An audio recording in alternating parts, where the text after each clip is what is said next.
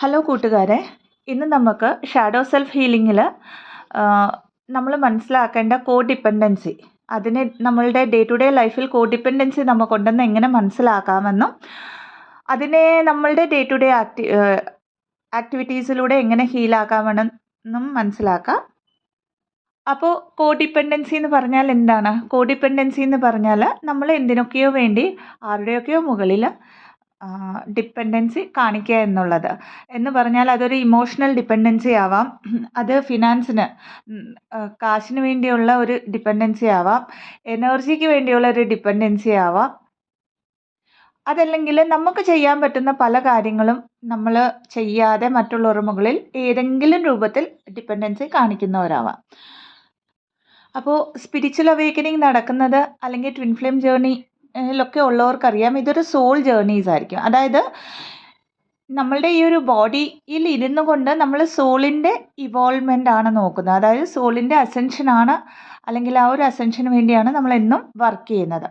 അപ്പോൾ ബോഡി എന്ന് പറയുന്നത് അഗെയിൻ നമ്മൾ മൈൻഡ് ഓറിയൻറ്റഡ് ആയിട്ട് കണ്ടീഷൻഡ് ആണെന്ന് പറഞ്ഞാൽ നമ്മൾ കണ്ടും കേട്ടും വളർന്ന കാര്യങ്ങളെ എപ്പോഴും നമ്മളുടെ ലൈഫിലേക്ക് ആപ്ലിക്കബിലിറ്റിയിലേക്ക് കൊണ്ടുവരും. അതിലേറ്റവും കൂടുതൽ നമ്മൾ അറിഞ്ഞോ അറിയാതെയോ സൊസൈറ്റിയിൽ നിന്നോ അല്ലെങ്കിൽ നമ്മൾ വളർന്ന ആ സാഹചര്യങ്ങളിൽ നിന്നും പഠിച്ച ഒരു കാര്യമാണ്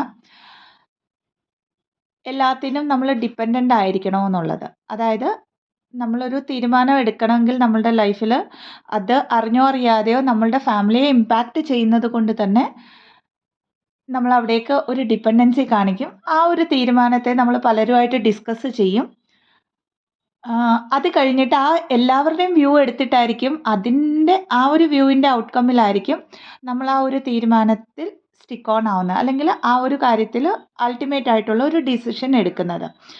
അതേപോലെ തന്നെ ഒരു ഫെമിനൈൻ എനർജിക്ക് പറഞ്ഞിരിക്കുന്നത് അവർ ഡിപ്പെൻഡൻ്റ് ആണ് ഒരു മസ്കുലൈൻ എനർജിയുടെ മുകളിൽ. അതായത് നോർമൽ ഒരു 3D ലൈഫിൽ നിൽക്കുമ്പോൾ ഒരു ഹസ്ബൻഡ് ആൻഡ് വൈഫ് പെയറിനെ എടുക്കുമ്പോൾ നമ്മൾക്ക് ഇനി വൈഫ് എത്ര ഏൺ ചെയ്യുന്നുണ്ടെങ്കിലും അവർ അറിഞ്ഞോ അറിയാതെ അങ്ങോട്ട് ഡിപ്പെൻഡൻ്റ് ആണ് ഫിനാൻഷ്യലി എന്ന് നമ്മളോട് ഒരു സൊസൈറ്റി കൺസേൺഡ് അനുസരിച്ച് പറഞ്ഞ് തരാറുണ്ട്.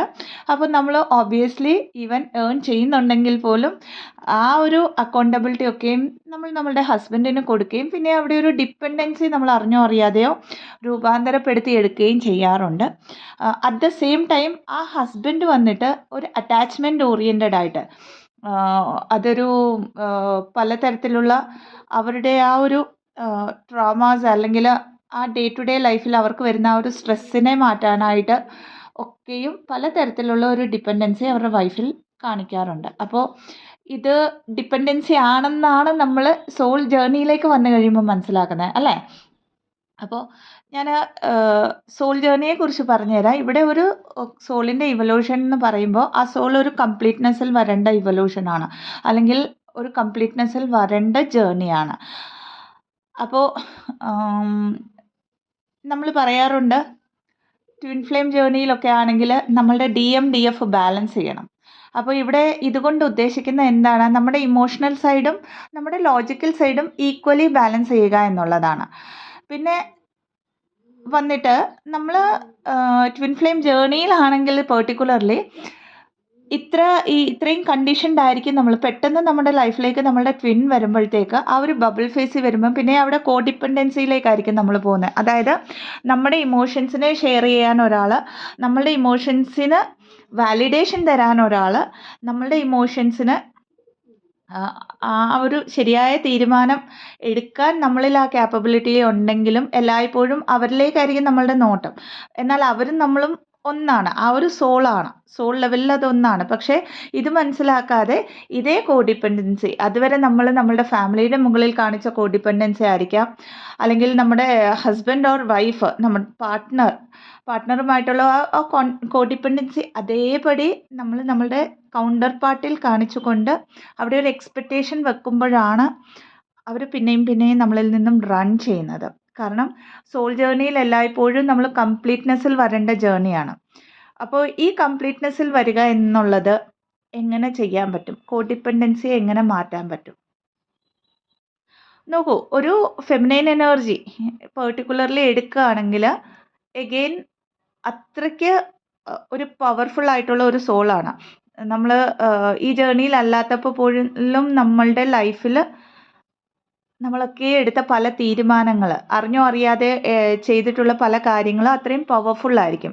എന്നാൽ എഗെയിൻ നമ്മൾ ഈ കണ്ടീഷനിങ്ങിലേക്ക് വരുമ്പോൾ ഒരു ഫിറ്റ് ഇൻ ആവാനായിട്ട്, അതായത് എല്ലാവരും പറയുന്ന പോലെ ഒരു റിലേഷൻഷിപ്പിലേക്ക് അല്ലെങ്കിൽ ഒരു ജോലിയിലേക്കൊക്കെ ഫിറ്റ് ഇൻ ആവാനായിട്ട് നമ്മൾ ട്രൈ ചെയ്യുമ്പോഴാണ് ഈ കണ്ടീഷനിങ് വരുന്നത്, അവിടെ കോ ഡിപ്പെൻഡൻസി വരുന്നതും. അപ്പോൾ എന്തൊക്കെ കാര്യങ്ങളാണ് എനിക്ക് മറ്റുള്ളവരെ ആശ്രയിക്കേണ്ടി വരുന്നത് എൻ്റെ ലൈഫിൽ, എനിക്ക് ചെയ്യാൻ പറ്റാത്ത എന്തൊക്കെ കാര്യങ്ങളാണ് ഉള്ളത്, അല്ലെങ്കിൽ ഞാൻ എന്തിനെയൊക്കെയാണ് ഞാൻ മറ്റുള്ളവരിൽ ആശ്രയിക്കുന്നത് എന്നുള്ളത് ആദ്യം ഒരു ലിസ്റ്റ് ആക്കുക. അത് മേ ബി നമ്മൾക്ക് ഒരു ജോലിക്ക് പോകുന്ന കാര്യമായിരിക്കാം, അത്ര ക്വാളിഫൈഡ് അല്ല, ഞാൻ ജോലി ചെയ്യാൻ പറ്റത്തില്ല, എനിക്കൊന്നും അറിയത്തില്ല എന്ന് വിചാരിക്കുന്ന ഒരു കാര്യമായിരിക്കാം.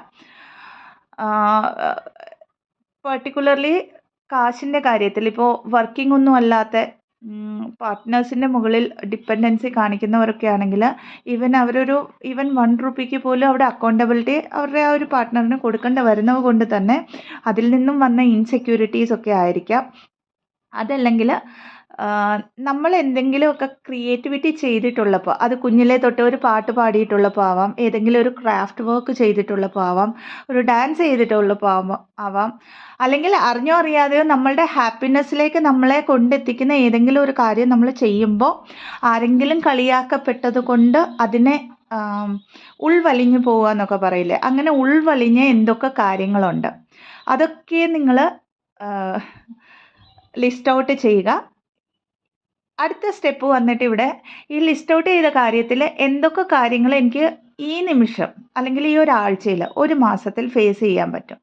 അതിൽ പണ്ട് തൊട്ടേ നമ്മൾ കോഡിപ്പെൻഡൻസിയിൽ നിന്ന് വീട്ടിൽ നിന്നും ജോലിക്കൊന്നും പോകണ്ടെന്ന് പറഞ്ഞ ഒരു കാര്യമായിരിക്കാം.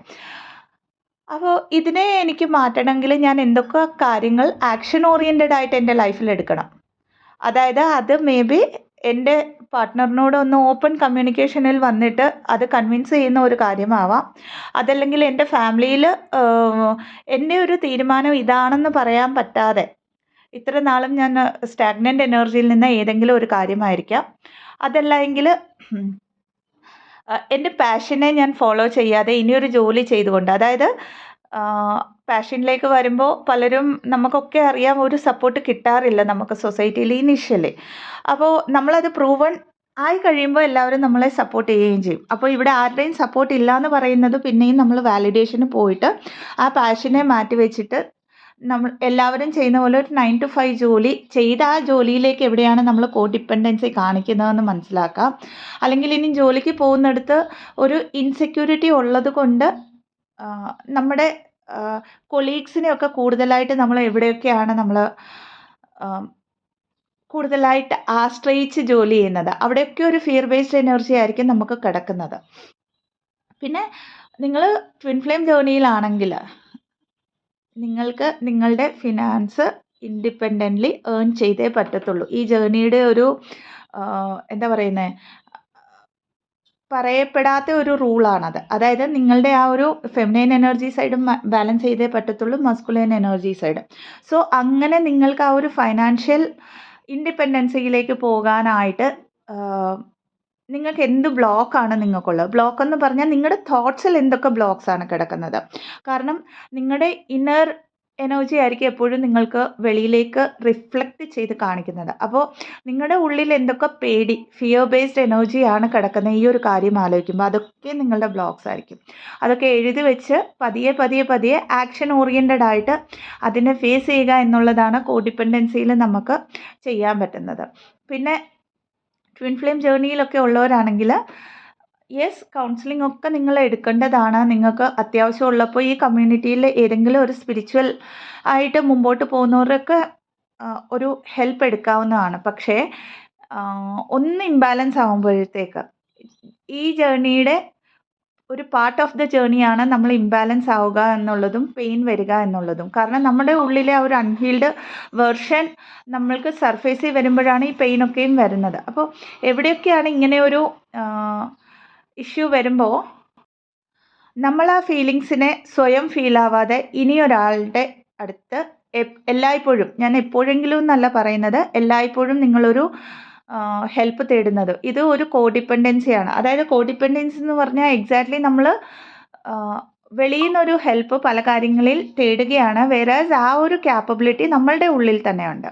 അപ്പോൾ third party situations twin flame ജേർണിയിൽ ഉണ്ടെങ്കിൽ ഏറ്റവും കൂടുതൽ നമ്മൾ ഹീലാക്കേണ്ട ഷാഡോ സെൽഫുകളിൽ ഒന്നായിരിക്കും ഈ കോഡിപ്പെൻഡൻസി. കാരണം ഫെമിനൈൻ എനർജി കോഡിപ്പെൻഡൻസി അത് നമ്മുടെ ട്വിൻ ഫ്ലെയിമിൻ്റെ അടുത്ത് മാത്രമല്ല, നമ്മളുടെ കൗണ്ടർ പാർട്ടിൻ്റെ അടുത്ത് മാത്രമല്ല, അവരുടെ ലൈഫിൽ എവിടെയൊക്കെ കോഡിപ്പെൻഡൻസി കാണിക്കുന്നു അതൊക്കെയും ആക്ഷൻ ഓറിയൻറ്റഡ് ആയിട്ട് റിഫ്ലക്ട് ബാക്ക് കൗണ്ടർ പാർട്ടി ചെയ്യുന്നത് ഒരു തേർഡ് പാർട്ടിയിൽ നിന്നുകൊണ്ട് തന്നെയാണ്. അപ്പോൾ ഡേ ടു ഡേ ലൈഫിൽ മാത്രമാണ് നമുക്ക് ഷാഡോ സെൽഫിനെ ഹീൽ ചെയ്യാൻ പറ്റുക. എന്തുകൊണ്ടാണ് പറയുന്ന ഇതെന്ന് പറഞ്ഞാൽ, ആരോ എനിക്ക് മെഡിറ്റേഷൻ വേണം ഷാഡോ സെൽഫിനെ ഹീൽ ചെയ്യാനായിട്ട് മെഡിറ്റേഷൻ ഇടുമോ എന്ന് പറഞ്ഞ് ഇന്നലെ ഒരു മെസ്സേജ് കണ്ടിരുന്നു. മെഡിറ്റേഷൻ ചെയ്യുമ്പോൾ നമുക്ക് ഹെവി ആയിട്ടുള്ള ഒരു എനർജീനെ പേർജ് ചെയ്ത് കളയാൻ പറ്റും. അതായത് ഒരു ഇൻസ്റ്റൻറ്റ് ആശ്വാസമായിട്ട് നമുക്കത് ഹീൽ ചെയ്തെടുക്കാൻ പറ്റും. എന്നാൽ അതിൻ്റെ കൂടെ തന്നെ ഈ ട്വിൻ ഫ്ലെയിം ജേർണി നമ്മളെ പഠിപ്പിക്കുന്നത് നമ്മുടെ തോട്ട് പാറ്റേണേയും കൂടെ ചേഞ്ച് ചെയ്തെടുക്കുക, നമ്മുടെ ലൈഫിൽ ആക്ഷൻ ഓറിയൻറ്റഡ് ആയിട്ട് കാര്യങ്ങൾ ചെയ്യുക, സോ ദാറ്റ് നമ്മുടെ ഇന്നർ മസ്കുലൈനെ ബാലൻസ് ചെയ്യുക എന്നുള്ളതാണ്.